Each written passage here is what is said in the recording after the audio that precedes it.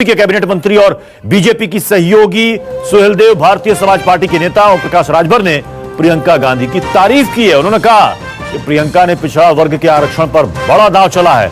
राजभर ने कहा कि कांग्रेस का महान दल से गठबंधन का फैसला अच्छा है और प्रियंका आरक्षण के मुद्दे को भुना सकती है। राजभर ने बीजेपी के लिए कहा कि विनाश काले विपरीत बुद्धि। उन्होंने कहा कि बीजेपी के साथ रहने या ना रहने पर 24 की रैली में फैसला करूंगा, क्योंकि 24 तारीख को सुहेलदेव भारतीय समाज पार्टी की एक बैठक होने वाली है जिसमें आगे की चुनावी रणनीति को लेकर चर्चा होगी। इसलिए राजभर ने कहा है कि 24 तारीख को आगे फैसला होगा। उत्तर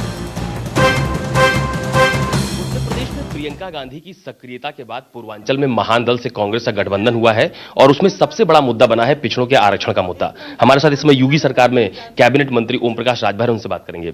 राजभर जी, महान दल का कांग्रेस से समझौता हुआ और मुद्दा बना पिछड़ों के आरक्षण का। पहली बात तो यह कि इस गठबंधन को कैसे देखते हैं?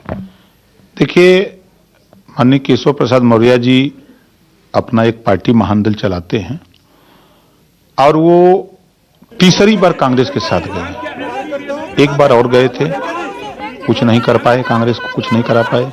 दूसरी बार भी गए, तब भी नहीं करा पाए। अब इस बार जा रहे हैं। 2014 के चुनाव में कांग्रेस के साथ वो लड़े, पूरा देश मोदीमय था, पिट गए। और जब बीजेपी की 2017-2014 का चुनाव चला तो उस समय उनका जो पर्सनल उनकी जाति के लोग हैं वो बीजेपी के साथ खड़े हो गए। तो जब बीजेपी के साथ खड़े हो गए तो आज हर समाज में 4-4, 5-5 लीडर अपना सीना ठोक रहे हैं कि हम मालिक हैं। केशव मौर्य अलग ठोक रहे हैं, स्वामी प्रसाद मौर्य अलग ठोक रहे हैं। इस तरह तमाम लोग अलग अलग ठोक रहे हैं। अब हमारे समझ में नहीं आता है कि लोग कहते हैं गाजीपुर से गाजियाबाद तक हमारे झोरा में, तो कोई कहता है गोरखपुर से गौतम बुद्ध नगर तक हमारे झोरा में, कोई कहता है बनारस से बांदा तक हमारे झोरा में। अब किसके झोरा में ये है, ये तो समय बताएगा। अच्छा, ये जो पिछड़ों के आरक्षण का मुद्दा है, इसको आप शुरुआती दिनों से उठा रहे हैं। बीजेपी सरकार को आपने अल्टीमेटम भी दिया था कि अगर वो पिछड़ों के आरक्षण को लागू नहीं करेगी तो आप सरकार से गठबंधन तोड़ देंगे। देखिए, जो दाव कांग्रेस ने चला है बहुत सही दाव चला है। इसको अगर कांग्रेस भजाना चाहे, अगर इन्होंने नहीं किया तो कांग्रेस इसको भजा सकती है।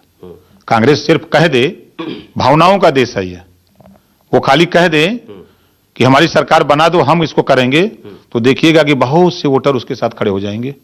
अगर भाजपा ने हमारी बात को नहीं मानी तो ये होगा।